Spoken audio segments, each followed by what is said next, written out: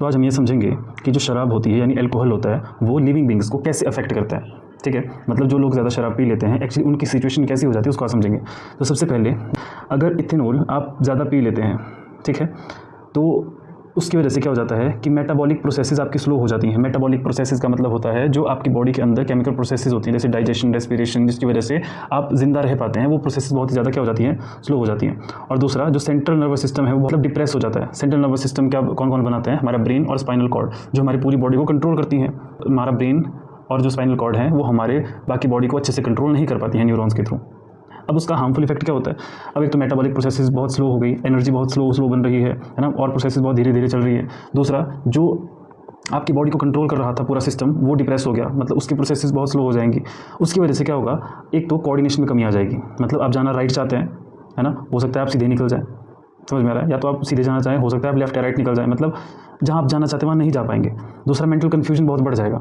मतलब उस कंडीशन में आप सोचेंगे कि अगर किसी ने आपकी तरफ देख लिया तो आप कंफ्यूज हो जाएंगे, मतलब कि ये देख क्यों रहा है, क्या सोच रहा है। फिर कई बार ऐसे सिर्फ कन्फ्यूजन की वजह से आप लड़ने भी लग जाते हैं। फिर ड्राउजीनेस बढ़ जाती है, यानी आपको नींद आने लग जाती है। कभी भी आप कहीं पे भी इतनी नींद आ जाएगी कि आप सो सकते हैं। फिर उसके बाद सेल्फ कंट्रोल खो जाएगा, यानी इनहिबिशंस।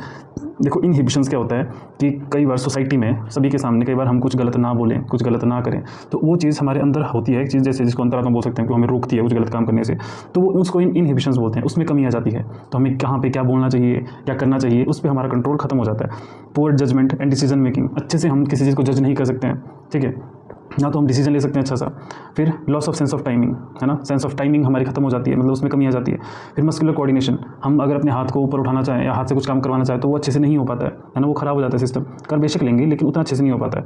और कुछ केसेस में तो स्टपर भी हो सकता है, यानी अनकॉन्शियसनेस आ जाती है, बेहोश की कंडीशन बन जाती है, समझ में आया।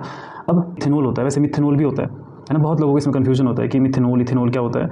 देखो जो मिथेनॉल होता है एक्चुअली में बहुत डेंजरस होता है। एक तो मिथेनॉल बहुत पॉइजनस होता है, जहरीला होता है। उसकी अगर हम बहुत कम क्वांटिटी में इसको कंज्यूम करें ना तो भी खतरनाक हो सकता है, क्योंकि लीवर में जाके जो मिथेनॉल होता है वो ऑक्सीडाइज हो जाता है और मिथेनॉल में कन्वर्ट हो जाता है। यानी जो मिथेनॉल होगा वो लीवर में जाके मिथेनॉल बन जाता है, यानी अल्कोहल एल्डिहाइड बन जाता है। अब मिथेनॉल डेंजरस क्यों है? इसका मिथेनॉल बनना ही एक्चुअली में डेंजरस है। क्यों?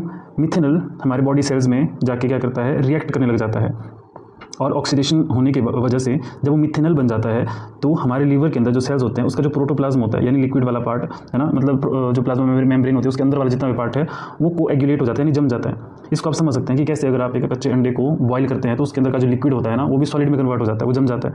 वैसे ही हमारे जो लीवर के सेल्स होते हैं उसके अंदर जाके ये पूरे प्रोटोप्लाज्म को ये मतलब क्या कर देता है, मतलब कोएगुलेट कर देता है उसको, उसकी वजह से जम जाता है पूरा। तो जैसे ही प्रोटोप्लाज्म कोएगुलेट हुआ तो सेल की फंक्शन में रुकी और लीवर हमारा डैमेज